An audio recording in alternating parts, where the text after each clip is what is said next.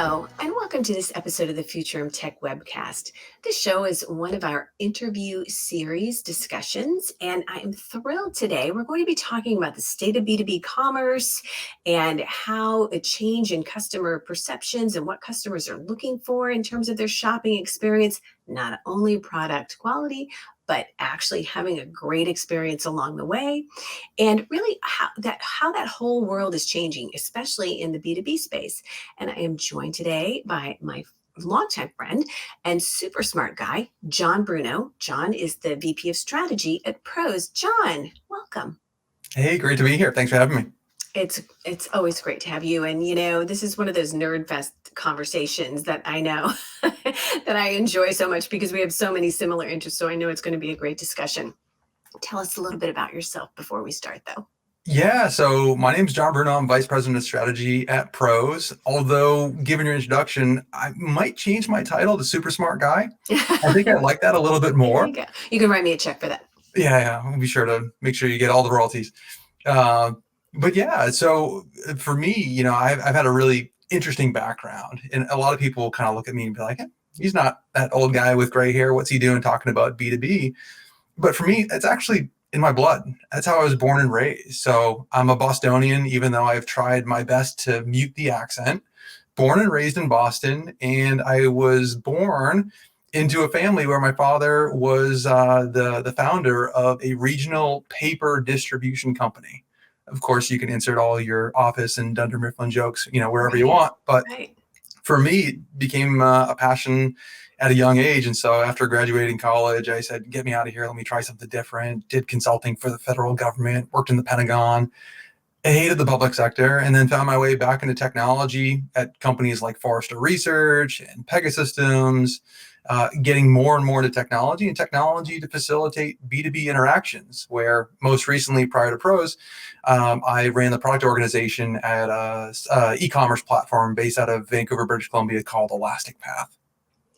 Awesome. This is kind of one of my favorite parts of any conversation that I have, because I just always learn, even though you and I have known each other for a while, I always learn something new and interesting. I am a transplanted New Yorker, and I remember when I first moved to the Midwest, working very hard to remove things like orange and Florida from my lexicon, because I just thought, you know what? I think it'll be better if I just kind of work on having that middle of the road accent. And it's hard. It's very hard. Well, unlike you, I didn't have a problem in removing things. I had to add things back, most notably the letter R. So And I'm thinking about my daughter and I have been watching this random episodes of Survivor. And of course, Boston Rob is a big character in Survivor, and Rob and Amba. So very, very funny. And yes, it's a small world. I'll be in Boston next week. So maybe I'll see if I'm going anywhere near where you live and we can hook up. It's the best time of the year, August, September. Get yourself a lobster roll before season's over. Lobster.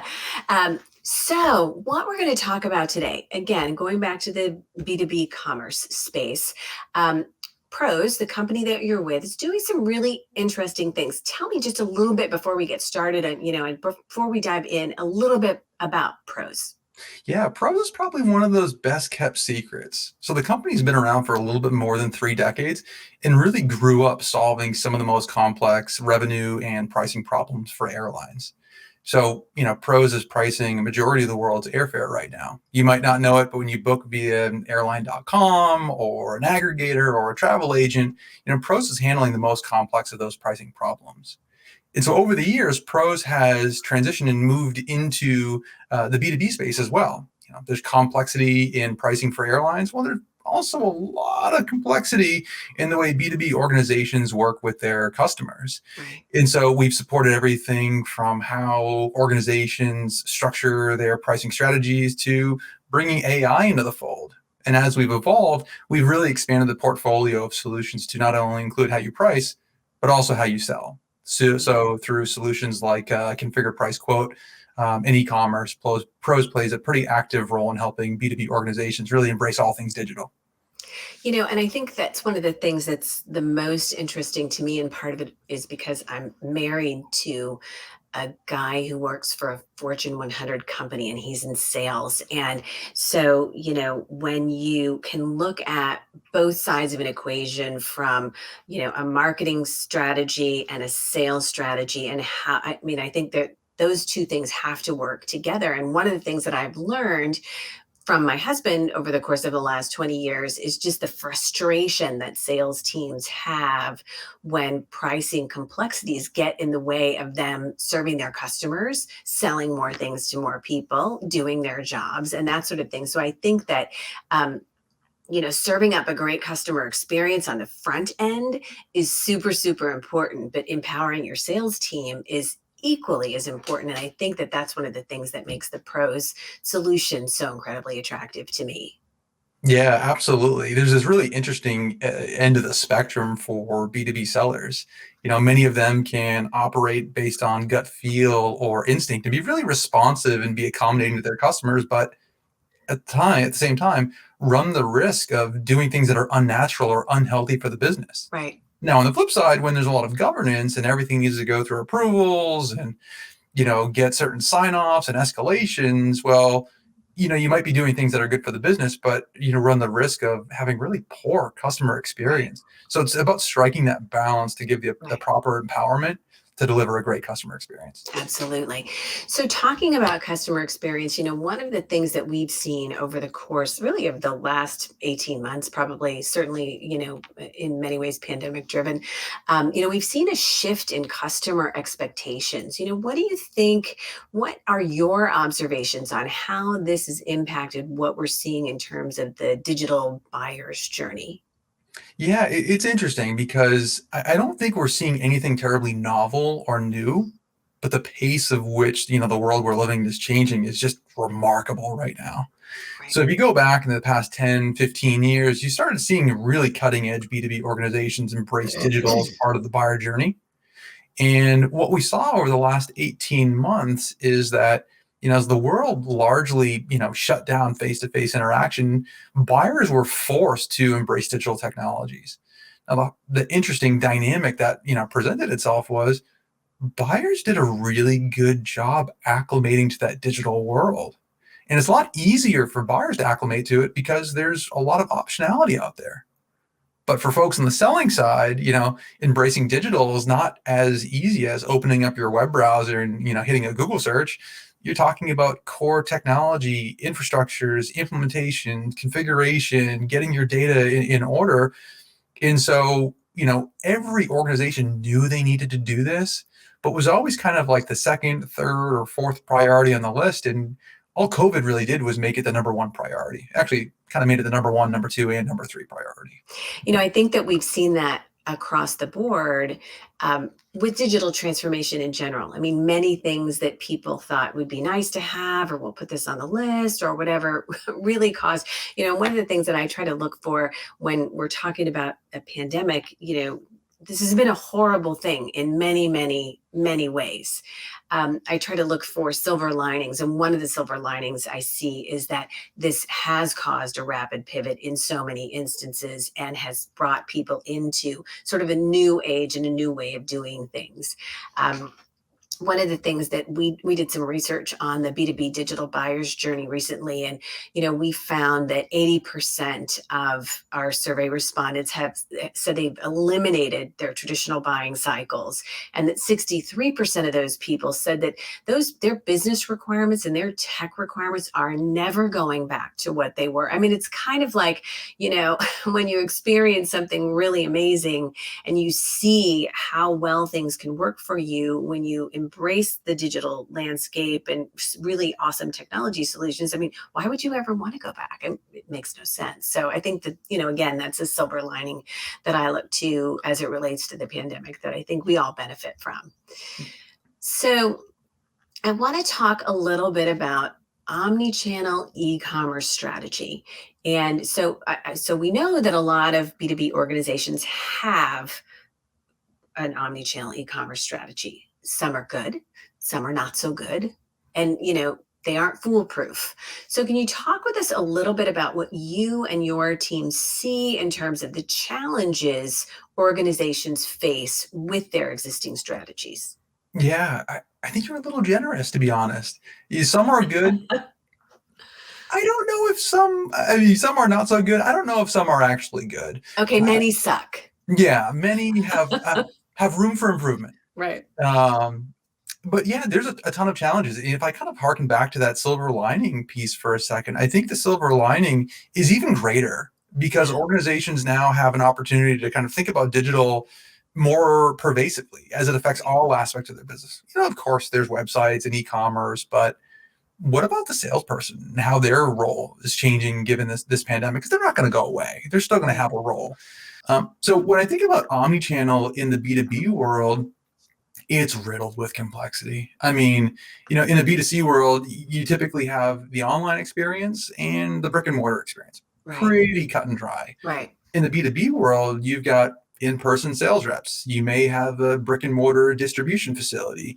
You may have indirect channels where your customers predominantly procure your product through a channel partner. You've got Right. websites, you've got marketplaces, you've got call centers. And the hard part about, handling commerce in today's day and age is not supporting one of those channels. It's making sure that when you support them, that it's consistent, that your customers can have an expectation of what the experience is and have the experience not only live up to it, but live up to it across each of those channels. Right. And so what's really important in that, and what I think a lot of organizations who don't get it right take for granted is data, right? Everything is data. The relationships that you've built with your customers over decades. Some companies we work with have been in business over 100 years and been working Right. with the same customers. Even though those interactions may have been offline, that's data. It's relationship. It's agreed to Right. pricing. It's the products they normally buy. So how do you take all of that information and data and leverage it in such a way where you can, start to use that to provide that consistency and personalization across wherever your customer might interact with you with? Yeah, and I think in addition to data, the thing that sometimes organizations don't think enough about or maybe take for granted is perceived patience level of customers. What patience? And and so all of us are, even in the B2B space, we're also consumers of B2C goods. And so we bring the B2C experiences that we have to the B2B experiences that we have, when we're trying to do our jobs. And when we don't have those quick, seamless, efficient, intuitive experiences, we get really frustrated really quickly. I think about as I was thinking about this conversation, I'm thinking about, how you're used to going to somebody's website and looking for something that you want to buy. And then somehow you make your way to some website. And instead of it being an easy experience, somebody is like, put their online catalog on their website and you can't see the pricing and you can't and it's like PDF files or whatever and you're thinking how quickly can I get out of here Yeah. but and I think that's happened to a lot of people, but the patience level, you really have to keep that in mind because I think we're living in a time of commoditization and everything is commoditized. What have you done for me lately? What problems can you solve for me today? How quickly can you solve them? That's kind of the mindset that customers bring into these relationships. And so, time really is of the essence and not taking your customers' patience level for granted, I think is an important thing. Yeah, internally, we always talk about time being the most valuable currency, Yeah. especially for B2B buyers, because they've got other parts of their job they have to attend to. And if you rewind the clock back, 15 or so years, it wasn't hard to do a compare and contrast in B2C and B2B and say, well, I'm working with this one brand, and this one brand only has a couple of hundred SKUs. So I get that. In B2B, we're talking about tens of thousands, Right. potentially hundreds of thousands. So I understand it's more complex. And I don't want to kind of beat the dead horse that's out there, but when you have an interaction, via a marketplace like Amazon, and now you're talking the magnitude of tens of millions of products, Right. and they change prices all the time, and their data is more complex than anyone else's. Yet at the same time, every experience they deliver is instantaneous. So Yeah. now the comparison is B2C experience more complex than B2B, and it's instantaneous. Now I'm Right. working with one brand that's less complex than Amazon. Why can't the experience be just as easy and just as fast? Well, and I think, a standard answer that we might hear to bringing Amazon into the discussion is, well, it's Amazon and it's, multi-billion-dollar company. And of course they have all the money in the world to spend on, the technology that drives their processes. But the reality of it is that the technology is out there. It doesn't have to cost a fortune. You just have to, you have to find it. And that's part of the reason we're having this conversation today. Mm-hmm. One of the things I will admit that I didn't spend a lot of time thinking about before I started working with you and your team at Pros was really pricing. I wasn't thinking a lot about pricing and all of the nuances involved in pricing and how how many of them there are and how complex it is. And, so talk with us a little bit about why pricing is so important to the e-commerce strategy.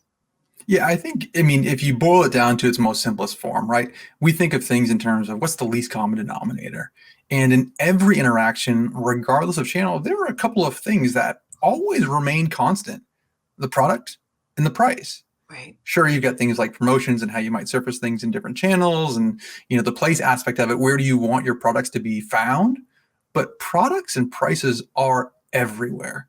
So it's paramount getting that right. And if you do a little kind of compare and contrast with what I believe is a fairly complicated B2C example, you take your favorite beauty retailers, right? They've got products that range in, dozens of different color palettes. And so at the end of the day, they're dealing with between 30 and 40,000 SKUs, right? That's not insignificant for a Right. retailer. Yeah. But if you take, a modest distributor that has, roughly the same product catalog, but now they're selling to, thousands of B2B customers. And each of those customers have different uses, different purchase volumes, and therefore many of them have different contractually negotiated prices. And then for those that don't, and you've got these different channels, do you want to do anything from a strategy standpoint to start driving more customers to more self-service experiences? How do you want to price for your different channels? So the same set of products can go from, on one hand, between 30 and 40,000 unique price points to over 2 billion in a matter of seconds, just given the level of complexity. So when you're dealing with that much data, it's important to recognize the fact that humans alone, or humans even with rudimentary tools, pick your favorite spreadsheet, aren't enough to keep up with the dynamics that are going on, especially in a world where so much information is transparent and readily available. So how do you take that data? How do you take those relationships, digitize those, and really optimize the end-to-end process of making sure all that's squared away so that when somebody sees that product on your webpage and they click on it, everything shows up, it's contextual, it's their price, and it's transactable in that moment. So that is a perfect lead in to your Pros Smart Price Optimization and Pros Smart Configure Price Quote, both of different technology solutions, but solutions that address being able to serve up this pricing information and this database pricing information in a really quick way. So talk with us a little bit, if you would, about each of those offerings from Pros. Yeah, so over the past 5 or 6 years, we've focused on a new strategy for pros, really embracing this notion of a platform. So the pros platform. Right. So both of these applications, think of them as more delivery mechanisms for capabilities of the platform. Now, on the smart price optimization and the management side of things, there's different levels of maturity to different organizations. And so we provide a full end-to-end gamut of everything from how you leverage business rules. Think of things like conditions and calculations and things like that to structure your prices, and not just your price lists, but your customer specific pricing, or even how you negotiate your pricing workflows. From there, we provide a whole suite of analytics. So how you model different scenarios of what might happen if you change price from X to Y. And over the years, we've taken a lot of our knowledge and know-how from the airline space, specifically with regards to artificial intelligence, to really put more control around automation, around optimization in the hands of today's pricers. Right. And so always setting the right price, but price is only so good as your ability to get it where it needs to go. And so we talk about the world of e-commerce, and you talk about kind of that instant gratification. So we've got some pretty unique capabilities where we offer, contractual SLAs around our ability to deliver any of that complexity and pricing to that moment of truth for the customer. So we believe wholeheartedly the world's moving digital. And in that belief, everything needs to be instantaneous. Absolutely. But in B2B, not every purchase is going to go through e-commerce. And so we have the smart configure price quote side of the platform, which really provides a whole host of tools for either sellers or buyers to really facilitate that interaction. So how sellers add products to a quote, potentially even configure complex products, and even handle guided negotiation for those spot deals. And for our customers who are pretty cutting edge and innovative, we've actually architected the solution where that configuration capability or that guided selling capability can be put right in the hands of a customer. So think of like a B2B organization selling HVAC units.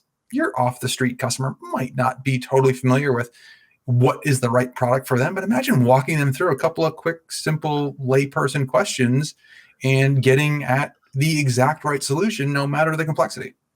Well, which is great from a sales enablement process, and it's equally great from an end customer process, and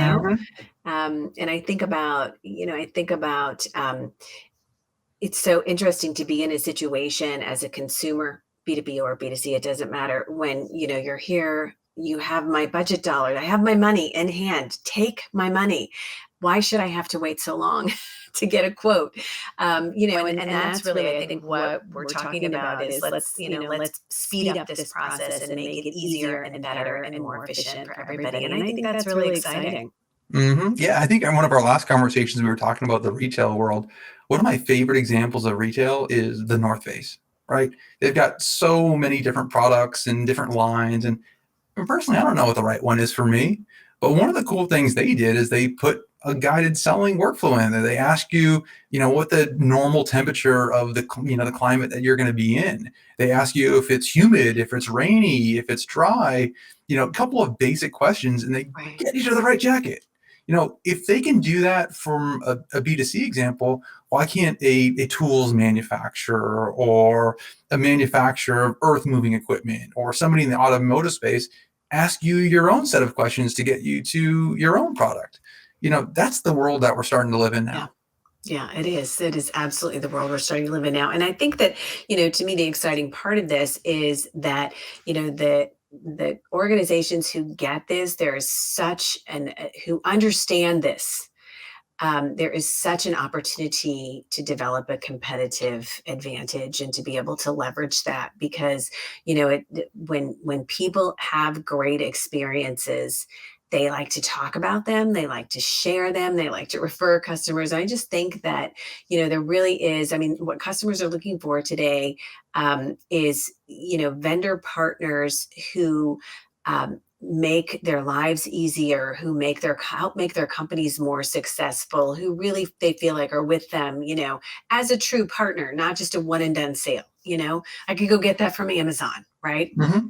And so I think that's also an interesting part of this whole equation is that, smart businesses tap smart vendor partners and develop long-term relationships and with a mutual goal of happy customers, happy sales teams, success, speed, efficiency, expedience, all those things. So I think that really is, that's where we are, that's where we're headed. And to me, the companies who really understand this and put these kind of technology tools, these technology solutions, technology platforms into play, have really great things ahead. Yeah, absolutely. The way we think about it is we know that today's B2B buyers crave more control. They crave more autonomy. So Right. what can you do to kind of make sure it's still healthy for the business, but give them as much control and autonomy over their own kind of purchasing destiny as they so choose? And I think you hit the nail on the head, right? If you're able to deliver a great customer experience, for your buyer, you're able to deliver a great sales experience, for your seller. On board, if a customer can walk off the street and complete a more complex purchase from you in a matter of minutes, you can bring in new capable salespeople who are able to get up to speed and get onboarded in even less time than that. Right. Well, and I think, at the beginning of our conversation, you touched on, I'm not a middle-aged gray-haired guy, a Well, B2B close to sales middle guy. age. I'm just No, fortunate that the grays tend to hide a little bit. but well, but my point, and I'm older than you are, and definitely middle-aged, but uh, the point I wanted to make here is that I think that it's really important to not lose sight of the fact that we've got, the oldest millennials are turning 40.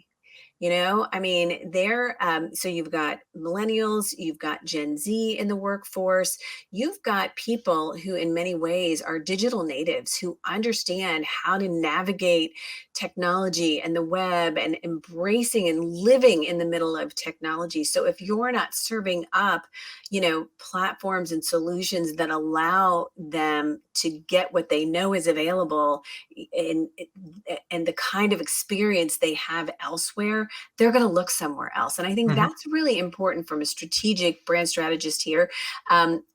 Strategic business kind of foundation that you need to keep in mind is that our workforce is multi-generational, and these solutions work across generations. But again, this customer knows what they want. They know how to find it. They don't want you to get in their way. They want you to be a partner that makes their experiences good ones. Yeah, I mean, if I go back to that example of my father's business, he hired a team of people to input orders via green screen applications. So he's in his 70s now, and even though the majority of B2B buyers do fall into that millennial generation, he Your wouldn't dad, probably qualify himself as technically savvy, but the pandemic has shifted yeah, him to ordering his groceries via Instacart and, ordering his coffee ahead and just walking in and picking absolutely. it up. And if you were to ask me 2, 3 years ago if I thought that, sorry, Dad, if you're listening, if I thought he would be capable of that, I probably would have said no. But some of it is you don't know what you don't know until you know. Mhm. I mean, that's really, really highbrow. I know, but it's a life truth, and we didn't know how convenient some of these things are until we tried them. I remember not using Apple Pay for a long time. And then I started using Apple Pay and I'm like, why would I ever carry a handbag again? Why would I ever not pay for Pretty every sure single Apple Pay is thing? the reason why I wear this. Exactly. Certainly not getting my Exactly. steps in during this pandemic, so it's got to be Apple Pay. Yeah, absolutely. And then you find yourself getting irritated. Oh, your point of sale systems aren't updated enough so that you don't take Apple Pay or any other kind of pay system. And so it really is, you don't know what you don't know until you know, and then I'm not going back. Yeah. And so and that transcends all age groups. You go into and I'm not necessarily an Apple fangirl, but you walk into an Apple store and I was in there recently replacing a teenage daughter's phone, and I looked around and all of the heads were gray. And I'm thinking, like, these are savvy people who, are using technology, all different kinds of technology. So, we can't put people in buckets regardless of their age, younger, middle-aged, older. I mean, people are getting it. So, and speaking of people who get it, I would love to hear if there are any customer success stories that you could share with us. Yeah, I mean, there's a whole host to choose from. One of my Yeah. favorites, though, is a glass manufacturer out of France. And, that whole theme of, is it sales enablement? Is it buyer empowerment? They had really gone to the end of the spectrum and said, we want to make this as simple for our buyers as possible. And so what they did is leveraging Pro's Smart Configure Price Quote, they had built a configuration experience. If you're building a home or replacing a window, you're going to need to know things like dimensions. You're going to need to know things like glass type, tint, all of that. And what they did was they built a pretty slick UI on their website, which allowed people to go in and say, okay, well, I need this width, I need this height, I need this shape, I need this tint, and oh, great, that's what it would be.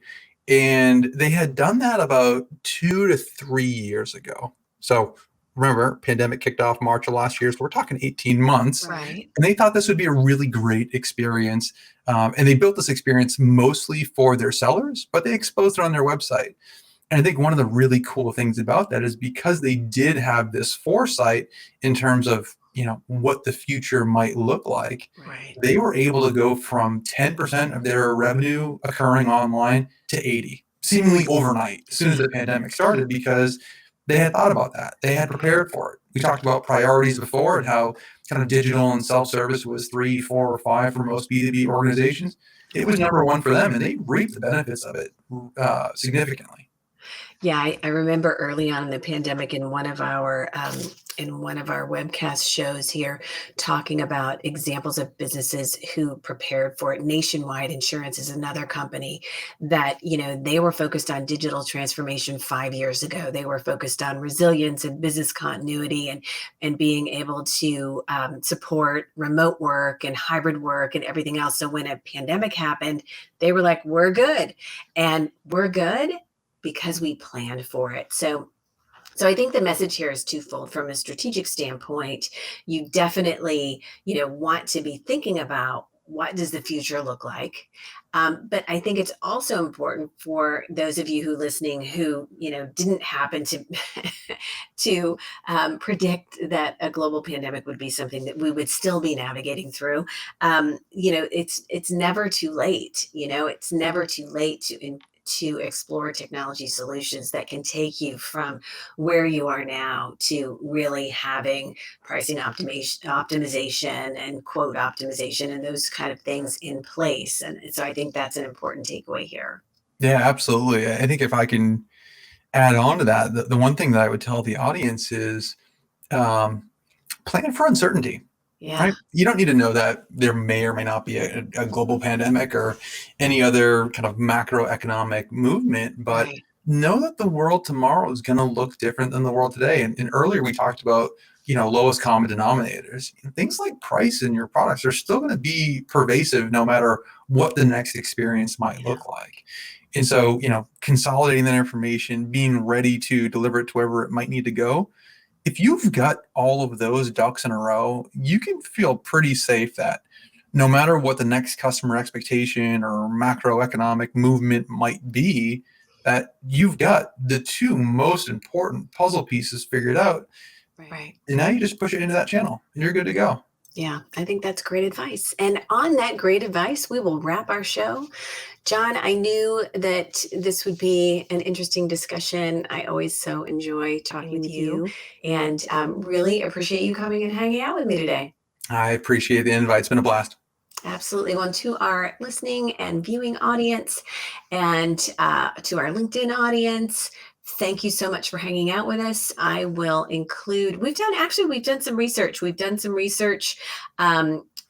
did a report in partnership with Pros. I will link that in the comments here. We have some other research that talks about Pros' new SaaS editions of its pricing platform that I think you'll want to know about. And, but anyway, so there'll be some resources for you there. And thank you so much for being with us today. We'll see you next time.